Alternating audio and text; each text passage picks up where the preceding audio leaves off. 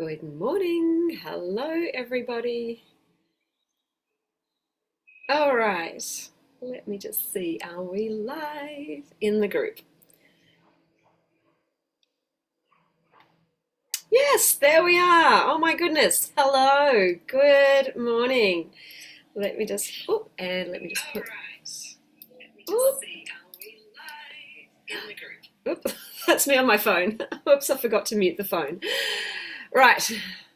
Oh, my video? No, it hasn't not. Sorry, just getting all this tech stuff sorted out here because we've had some issues getting connected this morning and then my laptop. So I can see Lisa, Chris, David, thanks for joining me. If you are joining on Facebook, please come and say hi. Give us a like and a love. Let me know you're here. It looks like Facebook now tells me who is joining live, but I want to see you. Cheryl, hi Cheryl. Great to have you here. Just give us a like and a love. That helps also other people find the video as well, because I know that sometimes it can be a little hard to find. Thanks for joining us, Lisa. Okay, all right, let's get into this. I am so excited for today. Hi, Helen. Thanks for joining us. All right, so today's live, we're going to be talking about the importance of diversity and abundance instead of restriction when it comes to achieving your health and your weight loss goals. And hi, Margaret. Good to see you. Also, if anyone's watching on the replay, give us a hashtag after party. And certainly if you're watching on the replay will go up to Instagram. If you're watching there, give us a like and a love and let us know you're watching as well. Okay, so, and before we dive in today, at the end, I'm just going to be talking about my next 5-day challenge for the year as well. It's going to be another weight loss challenge. This is where you'll work with me for 5 days to understand the fundamentals of healthy diet, lifestyle, mindset, habit changes that will help you become your healthiest and most vibrant self inside and out, as well as help you achieve your ideal body weight. Okay, so I'll talk a little bit more about that at the end. So just make sure that you stay with me. If you know that this is probably what you need, all right? So for any of you who might be new around here, and I see some new faces watching, Helen, hi, Jamie, and there's some new people who've joined the group, so it's great to have you all here. I'm Karen, I am the Plant Power Coach. I am certified in whole food plant-based nutrition. I'm also a certified health coach and life coach as well. And I help people achieve their healthiest selves in body, mind, and soul. So thanks for coming and watching today. And I'm really excited about talking about what I'm talking about today, because for me this is a game changer when it came to my health journey in particular, and it's been a game changer for a lot of other people that I see as well. So where our mindset usually goes when we think about wanting to get healthier, especially wanting to achieve weight loss goals, is we usually think about all the things that we've got to give up. We think about, cutting out entire groups of foods, or restricting our calories, restricting our portions, restricting our meal sizes. And we feel, it feels very restrictive, very tight. It feels kind of challenging. And what I've learned is that this actually doesn't work as a long-term strategy. It can lead to falling off track easier. It can lead to binging. It can feel like you're failing. And it feels like we go through this on, off cycle and start all again. And I want to show you a different approach today. And the reason why I thought I'd jump in and talk about this today is I saw a post just recently in, I think it's the McDougall Facebook group, and a girl in there, she posted that she had, she'd been doing really well with her whole food plant-based eating, and she had felt really, really great, but then for the last, I think, year or so, she had she'd gone way off track. She had gone back to the standard American diet that she was eating with her family, because her family went on this journey. And she said she was really struggling to get back on the whole food plant-based bandwagon, even though she knew that it was the healthiest thing for her body, even though she knew how good she felt previously, but she'd put on weight eating the standard American diet, and she was really struggling to get back on there. And the interesting thing was the picture that she posted up was one of her meals as she was getting back on the wagon. And it was a plain baked potato with nothing on it. And there was some steamed broccoli and I think a few tomatoes on the side. And this reminded me of how I used to approach weight loss in the past. And this is why I think she was probably struggling to get back on the bandwagon. And I'll talk you through what I used to do back in my past and then the advice that I gave her. And this is why I'm giving you this advice today. So back in my 20s, when I was really struggling with my weight, I was probably, from where I am now, I was at least 10 to 12 kilos heavier than I am now. I don't remember the exact number of what I was, but that's over 20 pounds heavier. And I was in this mindset of, we're going to start again Monday, right? And starting again Monday meant, restricting my food. I would do these 12-week challenges with Bill Phillips. I don't know if you've heard of him, but he's a bodybuilder in the US, and back in, I think that was in the late 90s, he had a program called Body for Life. And this is like the days before the internet, guys. It wasn't online. This is a book. And because I worked in the book industry at the time, I saw his book and I was like, oh my God, I was just like mesmerized by all these amazing physical transformations that people were achieving in a 12-week period. And his program included food guidance as well as workout guidance.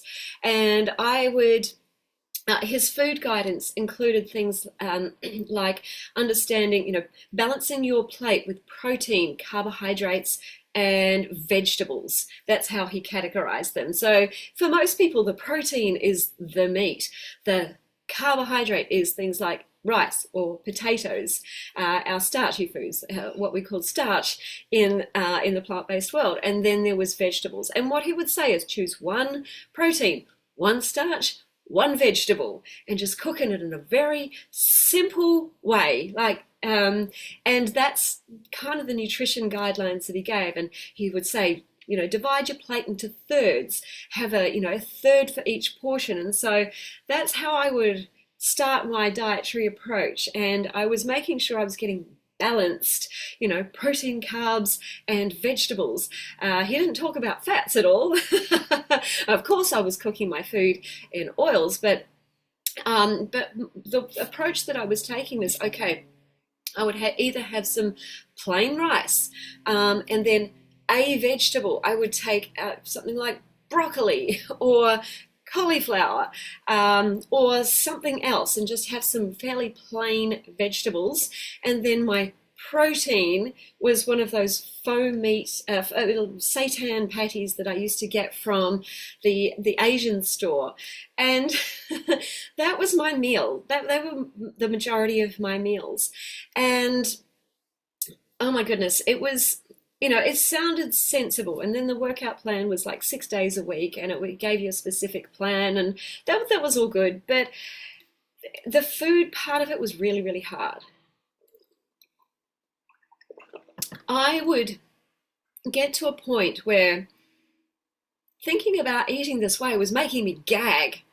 I couldn't put another of those seitan patties into my mouth. They would make me almost want to retch. My food was too dull. It was too boring. It was too narrow-minded. It was too restrictive. And I would find that after 3 to 4 weeks of eating this way, it was just too hard to stick to. And I would find myself, chocolate biscuits, chips. I would find myself gravitating back to the foods that gave me pleasure, because the food that I was trying to eat on this program was not necessarily giving me pleasure. It was restrictive. It caused me pain in my brain. It was not exciting. And so it was very, very hard to stick to in terms of being a long-term strategy. And that's what I saw this girl in the McDougall group. That's what I felt she was struggling with. The food that she was trying to then move to was something that was very plain and very, very narrow in terms of its food choices, very plain and restrictive in terms of the flavorings. And I saw her going from trying to move away from something that was very hyper palatable, loaded with sugar, fat, and salt that our brain is just normally programmed to seek. And then she was making her food very, very, very plain. And that is why she was likely struggling to get back on it. Her brain is just rejecting it. Her brain is saying, oh, no, do I have to do that? So that's why I wanted to bring this to you today and talk about this, because I've been through it myself. And my advice to her was, think abundance. Don't think restriction. Think variety of flavors, variety of colors. Don't think restriction. And guess what? The admins of that group came on. I just gave her a few photos of my meals that helped me stay on track and have helped me not just achieve, but maintain my body weight easily. And I'm able to maintain this lifestyle easily. I'm not a superhuman being. I've just found a way to enjoy this lifestyle and enjoy the abundance side of it. And I got told off by the admins because my food was like, I don't know, they said too much yellow light food. I'm like, where? But basically I was not. Even though it's starch-based, it's still starch-based, somehow it didn't align with their food rules. And so I was like, whatever, I'm trying to help somebody adopt a way of eating, a healthy way of eating that can help her achieve her weight loss goals, as well as stick to it long term. Because if you can't stick to something long term, it's not doable. It's not going to be, you're not going to be able to, you might achieve your weight loss goal, you might achieve your health outcome, but if you can't do it for the rest of your life, you're not going to maintain that result. All right?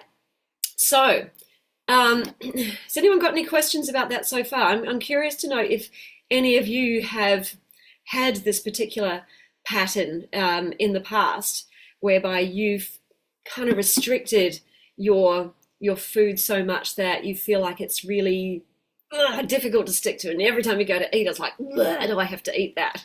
Let me know. Like, put your hands up.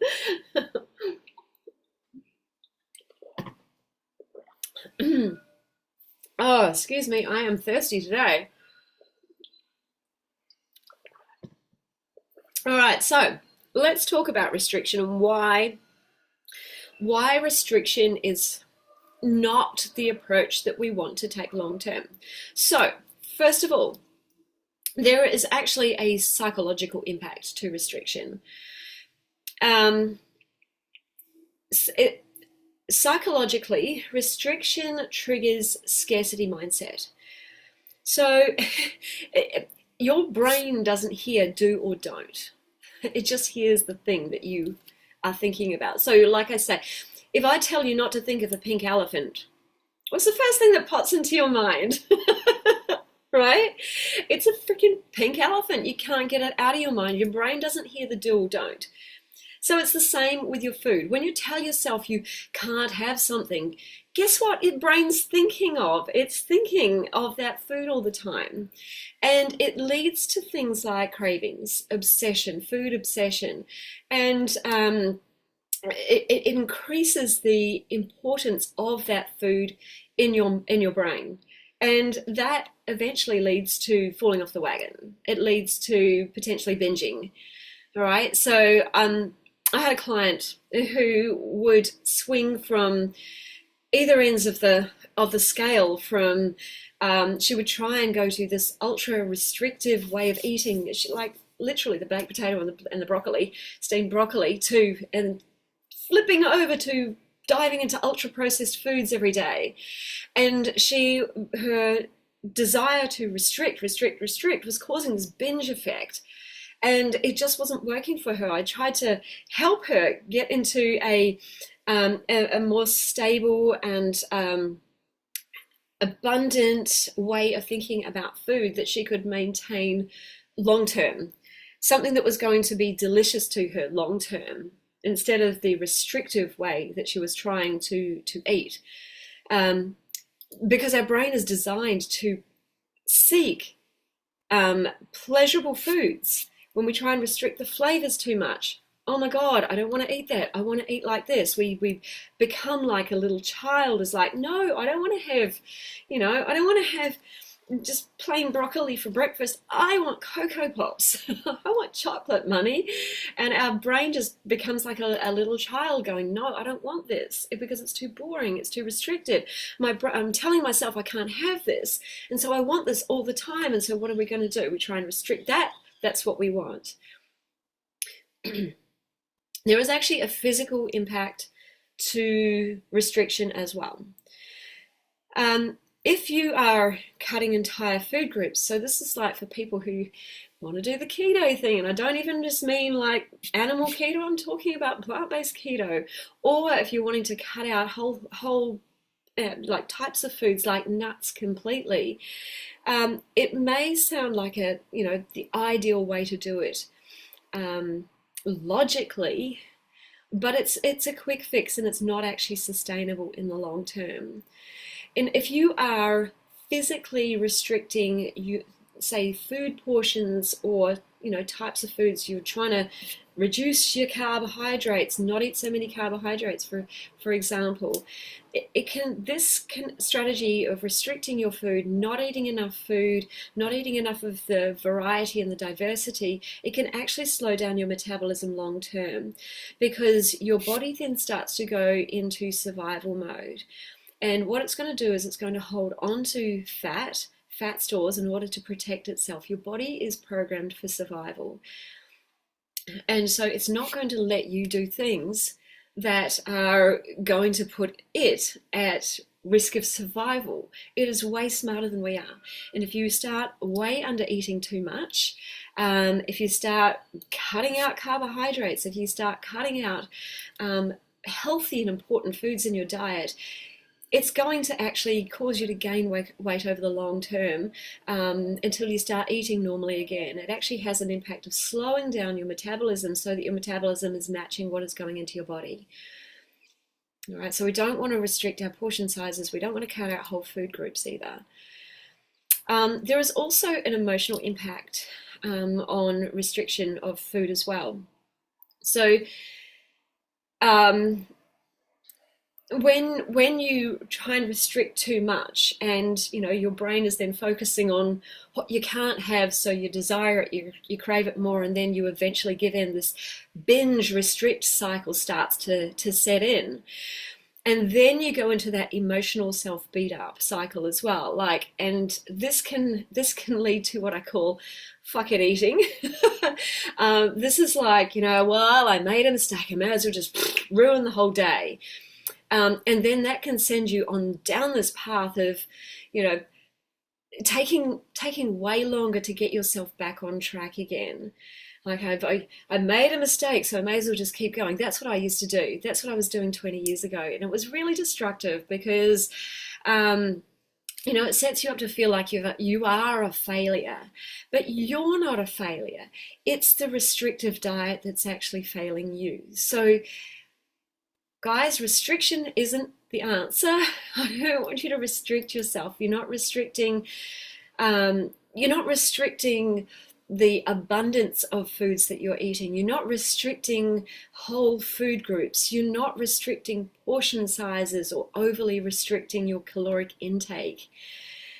Right? This is where we want to focus on abundance, and we want to focus on diversity. We want to focus on nourishing your body to support your health and your weight goals, all right? Let's shift the focus away from what you can't have and talk about all the amazing things that you get to have. Okay, let me just talk about those words for a moment too. before we move on. What you say to yourself is hugely, hugely important. The words that you use program your mind, and then your mind is directing how you feel emotionally and the action that you take. When you say you can't have something, it's like somebody else has created these rules for you that you have to abide to, you have to follow, you have to stick to. Have to is another set of words that we want to avoid saying. Should is another word that we want to avoid saying as well. It makes us feel like we are a victim to somebody else's rules. And what does that do? It creates like this little rebellious child in us. We don't like being told what to do. We feel like we want to be autonomous. We want to be a sovereign human being who has control over our own actions. And when we tell ourselves things like, I can't, or I have to, or I should, again, it makes us feel like we are not the ones in control. So instead of saying those words, I want you to say, I get to. I get to do this. This is what I can do. I'm choosing to. This is what I'm choosing to do. This is what I'm choosing not to.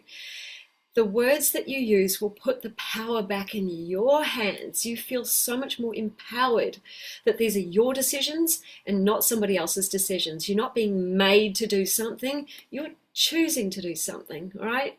When you have put the power back in your hands and you feel so much more in control, oh my God, you stay in control, all right? So the words that you use are incredibly important. Hey Katrina, good to see you, my friend. Just catching up with everyone who's watching. Thanks for joining me today, guys. It's so cool to have you here. So let's talk about the power of diversity and abundance, taking this approach when it comes to nourishing your body, feeding your body, achieving your desired health and weight outcomes. So firstly, diversity of plants creates nutritional abundance and health within your body. I want you to focus on eating a diverse and abundant range of whole plant foods. So when you eat this way, you are feeding your body an abundance of wonderful nutrition that your body needs, everything that it needs to not just survive, to thrive. Right, if you think about it, plants are loaded with a huge array of vitamins and minerals and fibers and antioxidants and polyphenols and all of the amazing things that we need that our body actually craves and needs to thrive. So, but when we narrow our focus and only stick to a few basic foods or cut out, entire food groups, we miss out on a lot of diversity of nutrients, a lot of essential nutrients. So that's why we want to focus on the abundance of foods and getting more variety and diversity. The more colors you eat, like think of eating the rainbow, the more variety and diversity of colors that you're eating, the more different antioxidants you are eating. Those colors in the food represent the antioxidant nature in the food itself and the vitamin and mineral content within the food. Okay, so all of the different colors mean you're getting a variety of different nutrients in your food. Diversity also allows you to explore different textures.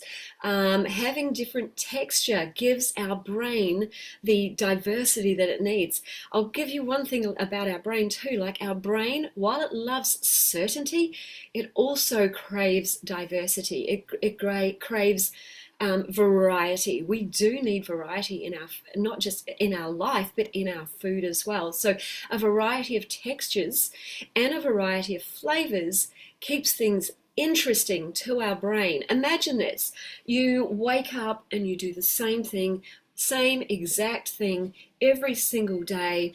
you eat the same thing every single day, your life would feel like a freaking boring train, wouldn't it? It'd be like, oh my God, I'm doing the same thing over and over and over. We like a little bit of certainty in terms of some of our habits and our patterns, but we also need to mix it up and give ourselves variety. Hey, Nicole, you know exactly what I'm talking about, don't you? Haven't seen you in ages. Yeah, right? Think of Tony Robbins and our 6 human needs. We need certainty, but we also need uncertainty and variety. Nicole knows what I'm talking about. We met at Date with Destiny. So good to see you, my friend. She is actually the person responsible for me doing what I'm doing today. Quick side note there. She reached out to me, and she and her husband had watched The Game Changers, and they said, "Help, can you give us help, some help to adopt a plant-based diet?" And I said, "Sure." And then she said to me, "This is what you should be doing." So I went, "Oh my God." And I don't know if you saw my post last night, but yesterday was the 5th anniversary of me deciding to quit my job and enrolling in my plant-based nutrition studies, and 5 years later, here I am. So yeah. So thank you, Nicole, and good to see you here. Okay, but getting back to nutritional abundance and diversity.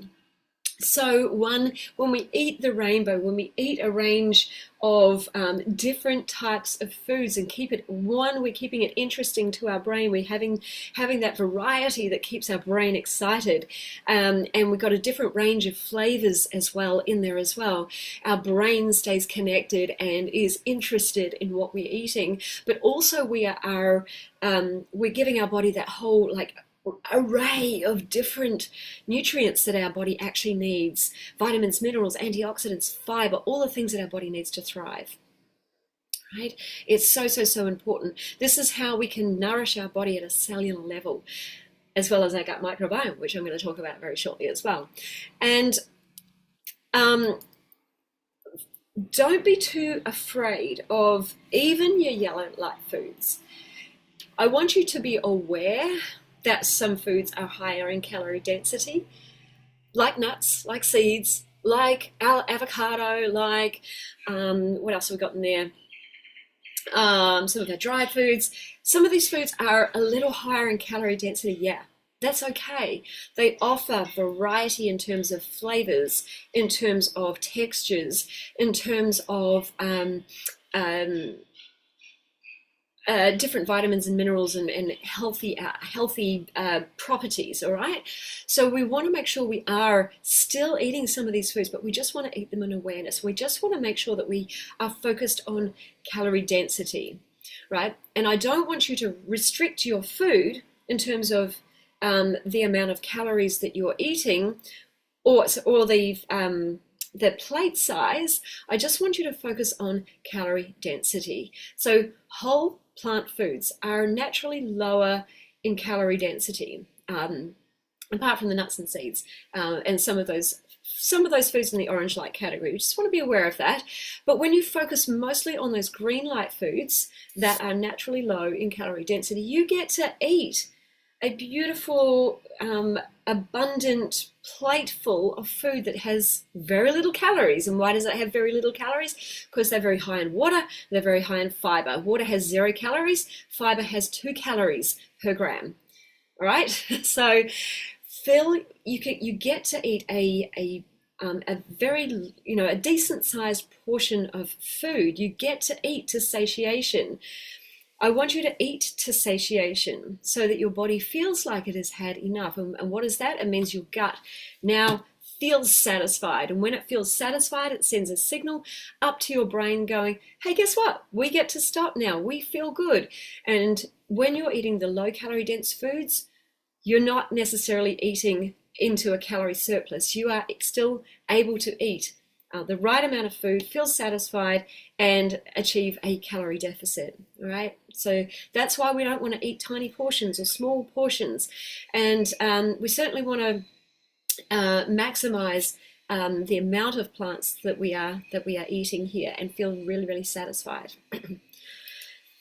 Now, gut diversity or gut health is the other thing that is really, really important when it comes to diversity. So we want to eat to support our gut health. Our gut health is kind of like the engine of our overall body health. It's also our second brain. And when our gut is healthy, our brain works optimally. We think clearer, we can make better decisions, we are way more intentional and focused and way less emotional and reactionary. Our immune system works optimally when we have a healthy gut as well. So focus on eating abundance and diversity for your gut health. Everything else in your body is going to work so much better when your gut is healthy. So a healthy gut is key to so many things in your body as well. So it's key to healthy digestion. It's key to lowering inflammation in your body, reversing disease. It's key to a healthy, vibrant metabolism. It's key to your mental health. It's key to your immune system. When you focus on eating a wide variety of plants, it helps. These different varieties of plant are abundant in a whole very wildly differing strains or species, I don't know what you'd call it, strains I think it is, of fibers. We don't know how many different types of fiber there are, but there are a lot. Loads of, and every single different type of plant will have a different type of fiber. So even like the different varieties of tomato or the different types of potatoes, they will all have differing strains of fiber. And when you eat differing strains of fiber, that helps to feed a slightly different species of gut bacteria. And when you have multiple different species of gut bacteria thriving and alive and healthy in your gut is going to be extremely healthy. You want to think of your gut like a rainforest or an ecosystem. And like in a rainforest, there are an abundance of different types of plant life, of insects, of birds, of animals, of creatures of all sorts. And all of these different species of everything, they all play a role in helping that whole environment thrive. When you cut away the environment and you start narrowing the amount of species that are in there, guess what? Things start to die. Things start to die. Think of the circle of life. Think of the Lion King, the movie. When Mufasa was the king, everything was abundant. It was about the circle of life. All life in the jungle thrived, right? Yet when the hyenas came along and they just started to kill everything off, well, guess what? Everything just started to die. The plant life died. The diversity of creature life started to die off as well. So that's what happens inside your gut. When you narrow the amount of the different types of foods that you're eating, when you only focus on certain types of foods or certain types of food groups, you're not allowing your gut to thrive. So this is another reason we want to think of not just eating the rainbow for color, for vitamins and minerals. We want to think about it in terms of creating that beautiful ecosystem in our gut environment. Okay. The more diverse your gut bacteria in your body, the more short-chain fatty acids that they are going to produce. So how it works is fiber feeds your healthy gut bacteria. Your healthy gut bacteria will produce short-chain fatty acids in your body. Short-chain fatty acids are like little healing miracle workers in your body, okay?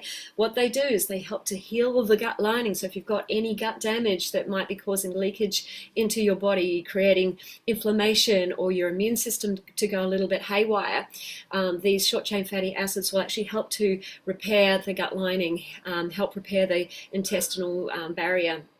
And so your immune system goes back to functioning properly. They help to lower inflammation in your body and help to actually heal your body in so many different ways. These short-chain fatty acids are also amazing in other ways. They actually help to control your satiety hormones. So you end up naturally stopping eating food sooner, so you end up taking in less calories. You still feel satisfied, but you just eat less food. Another way we can naturally help ourselves to get into a calorie deficit, when your short chain fatty acids will also help to speed up your metabolism. This is cool. This is a way we get to speed up our metabolism naturally by eating a diverse range of foods. It's so cool. What else? Yeah, and so you basically create a very happy gut environment and a very healthy you. The other thing on abundance too, and why I do not want people to be cutting out carbohydrates, like if you are one of those people who feel like you need to cut carbohydrates in order to lose your weight, no. Carbohydrate fuel is the premium fuel for your human body. The carbohydrate will go into your muscle and liver cells to power up that cell, and it feeds it powers up the mitochondria. The mitochondria is like the energy center inside of your cells, and it helps to power up. It's like a little battery, and it just helps to power it up.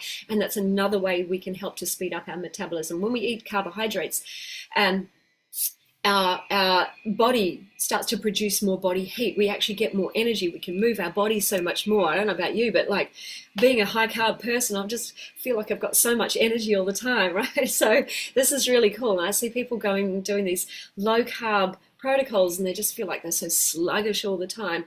Also, carbohydrate, the only fuel for your brain. You will get brain fog and all sorts of crap like that if you deny your brain carbohydrate.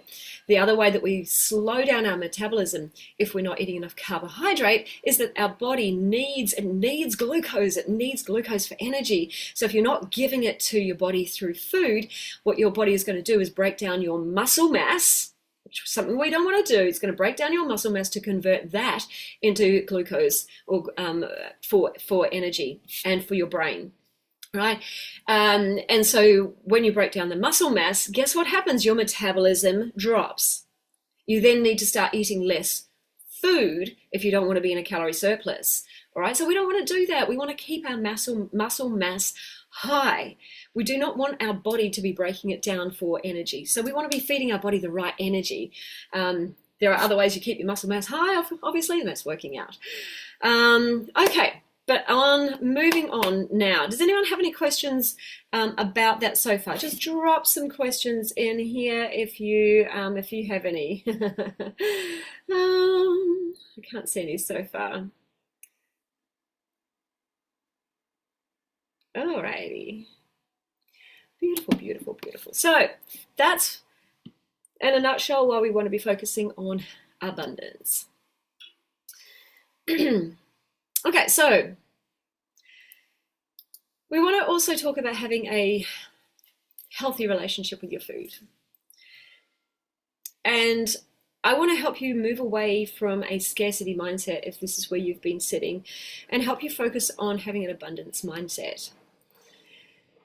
So instead of thinking about food as something that you need to restrict, think about it as something that you get to explore. Rather than thinking about what you can't have, thinking about what you get to have. There are 300,000 edible plants on this planet, according to Dr. Will Bulsiewicz of Fiber Fuel. If you haven't read his book, I highly recommend that you read it. So rather than saying things like, oh, I can't have this, I can't have that food, I shouldn't have that food, I'm not allowed that food. Let's not say that.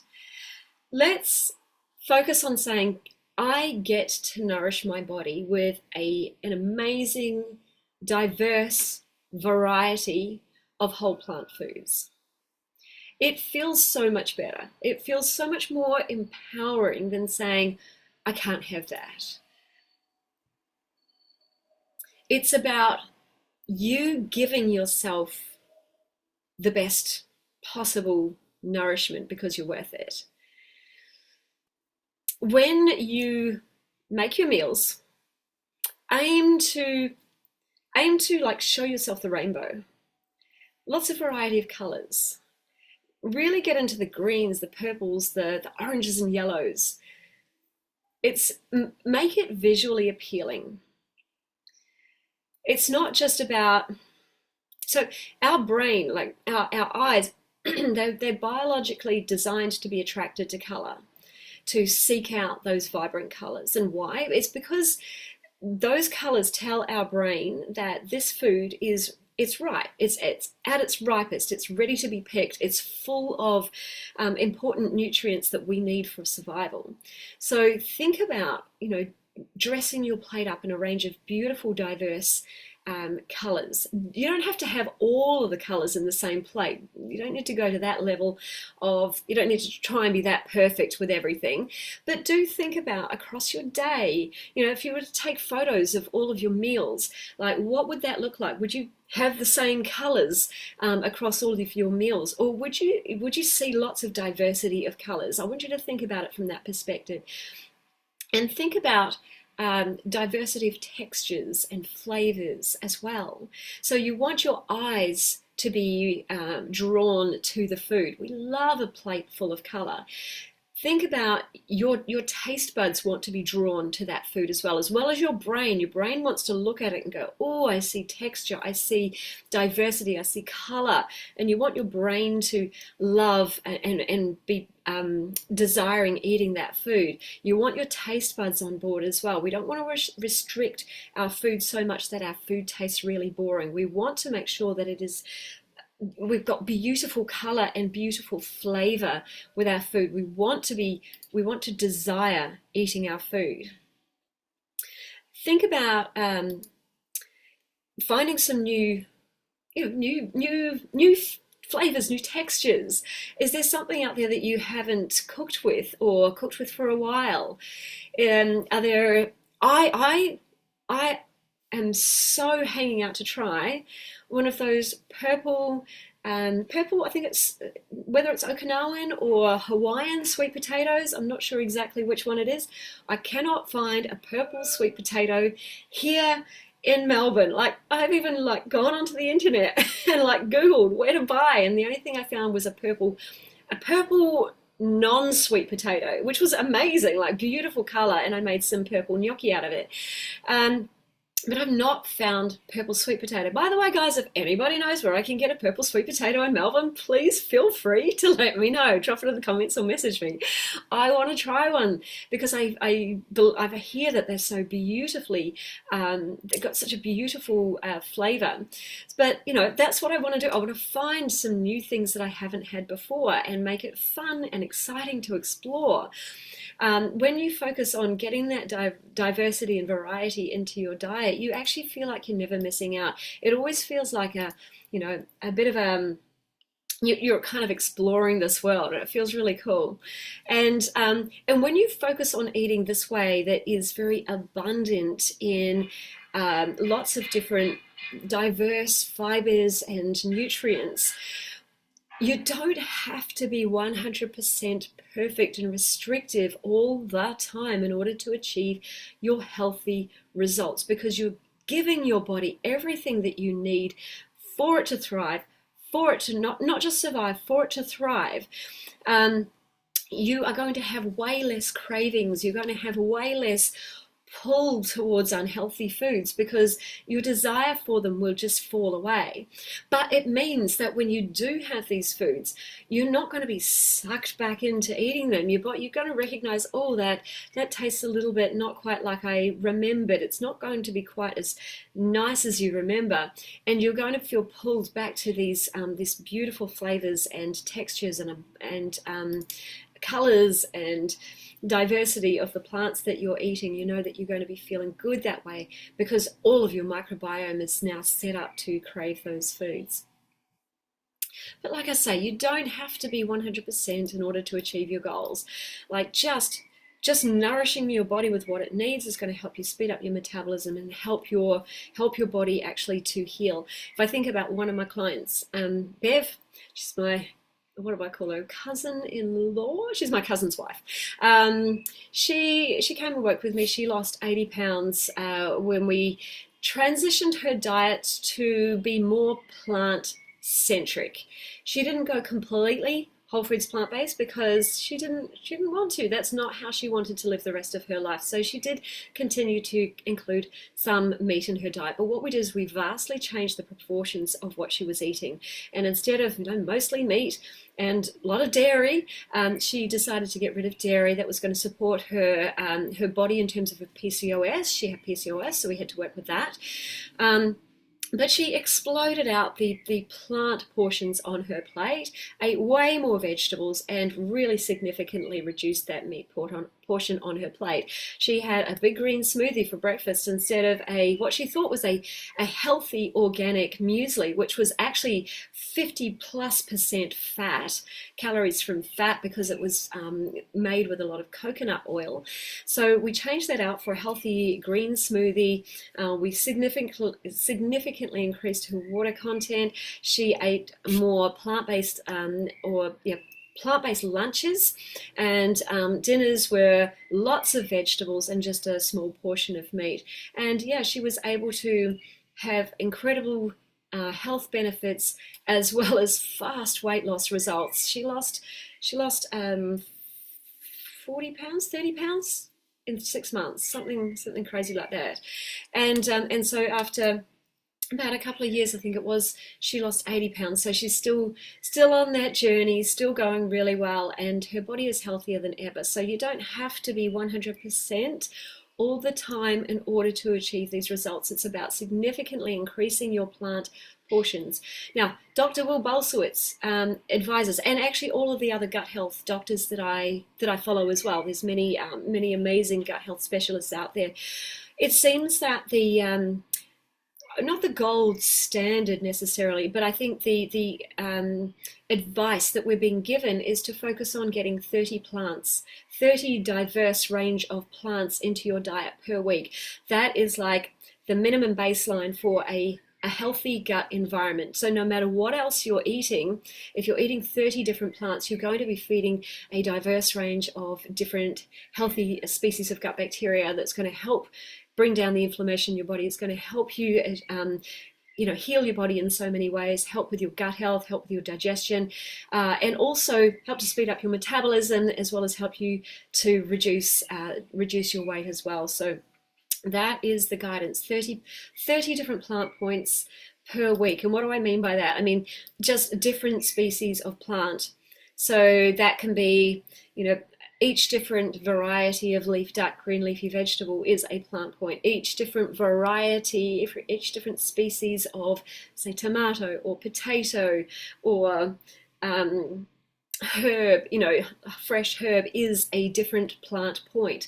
Don't forget, I'm not just talking about vegetables here, I'm talking about your starch foods as well. So every single different grain is a different plant point as well. So focusing on 30 plants in your week as a minimum is going to be a really good minimum baseline for you to look at. And you'll be surprised at how you can get there, how easily you can get there. For some of you, it might just be, you might just need to look at increasing things ever so slightly, like just get a little bit more diversity into some of your meals, and you might be able to hit that 30 plant points easily. If you're already hitting 30 plant points, go for gold. Like, there's no limit. Just keep going. Keep thinking about that diversity and how you can increase that. But what I'm saying here is let's not focus on restricting everything back to just 1 or 2 ingredients. Love the idea of Mary's Mini. Honestly, it sounds lovely, but what are you doing? You're restricting the amount of nutrients that you're putting in your body. You're restricting the amount of fibers you're putting in your body. You're restricting the amount of healthy gut bacteria that you're actually feeding. So my take is let's not restrict. Let's go for diversity. We're programmed to seek out color. Our brain needs diversity in terms of flavors, in terms of textures. Our brain needs things to keep changing in order for it to stay interested in what we're doing. We need a variety of nutrients to power our cells and to feed our healthy gut microbes so that it increases our metabolism and brings down inflammation and heals our body. Like, there's so many different reasons, from psychological reasons to actual physical healing benefits in the body. Okay, so that's why we want to focus on diversity. Nicole, question. I'm eating plant-based nachos and I add veggies in. I'm wondering how healthy are my natural corn chips because they're processed product. Moderation. Nicole, it depends what's in your, so it depends what's in those corn chips. Um, my, and so I would look at the ingredients on the back.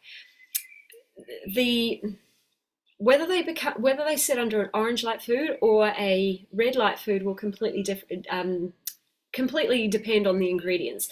So if there's things like a lot of like chemical ingredients, flavorings, additives, shelf stabilizers, oils or other fats, they would be a red light food, and that's not got a lot of nutritional benefit. But if your corn chips are made from just a masa harina, which is just stone ground corn ground into a flour and water. If that's all that they're made from, with no, maybe just a little bit of salt, maybe, and baked or air fried, then they're fine. They would be an orange light food. What I tend to do when I'm making nacho chips is I will buy some tacos, some masa harina and water only tacos. So they're really clean. They don't have any junk in them.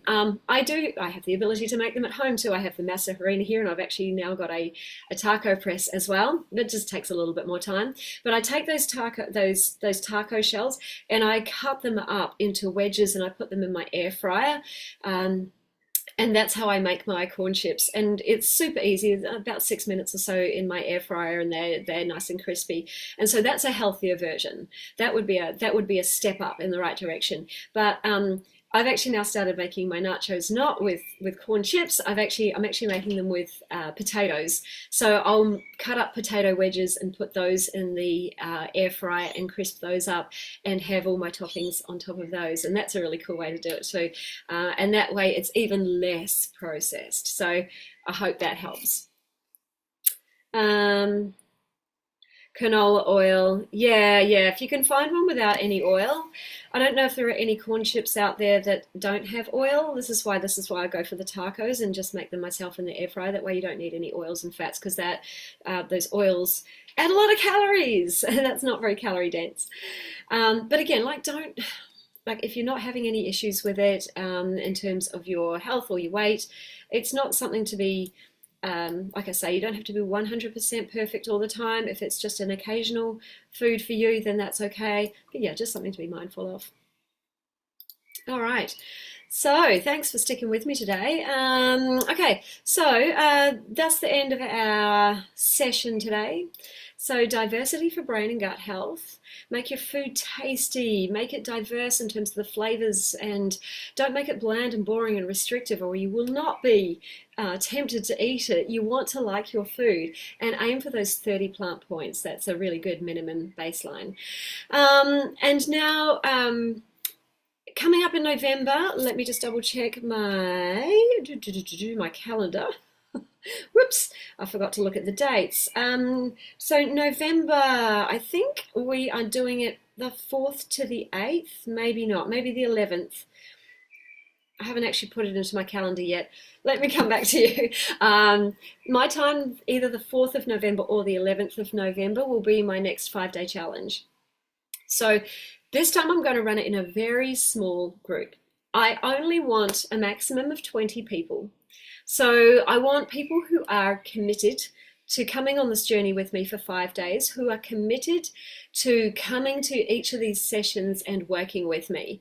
I want, look, even if your time zone means you can't make the call live, I want to make sure that I'm getting people who are committed to watching the replay, because I'm here to help you make progress.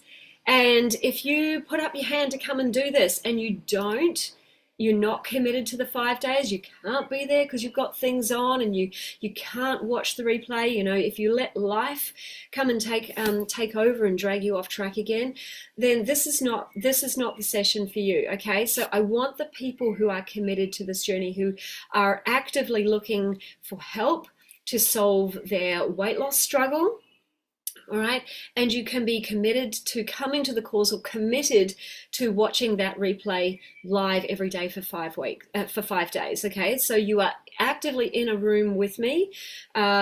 On Zoom and not in person, and I'm going to be taking you through the fundamental, I guess, healthy diet, lifestyle, mental and emotional health habits to help you achieve your weight loss goal for the long term. All right.